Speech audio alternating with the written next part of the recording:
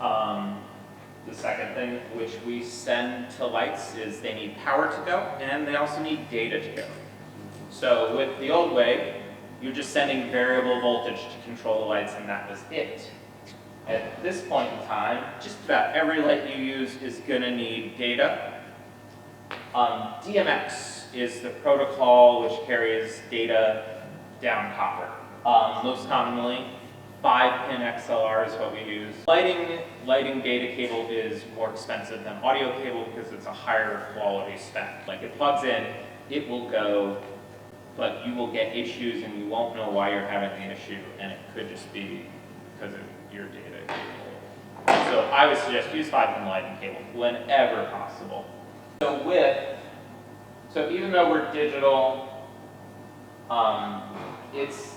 DMX is still what's called a serial data flow, right? So a universe of DMX basically has 512 what you would call a channel in it that can adjust something, right? So when we go back to the example of the dimmer rack, if you think of one Leco turning on and off, that's one channel, right? A Leco today will have multiple channels of DMX. So you have like the channel to turn it on and off, the channel for it to strobe, the channel to control the red, the blue, the green, and we'll say warm white. And then suddenly, so your Leco now uses 6 channels.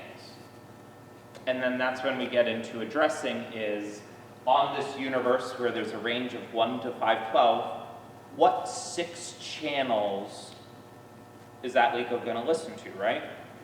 So you will be like, okay, Leco 1 is addressed to 1. That's taking 6 channels. Leco 2 then is addressed to 7. That's listening to 6 channels, and so on and so forth. And that's how you fill the universe. If you think about like a big moving light that does all these things, well, that's just a ton of channels, right? So that's how you'll need tons and tons of universes after a while.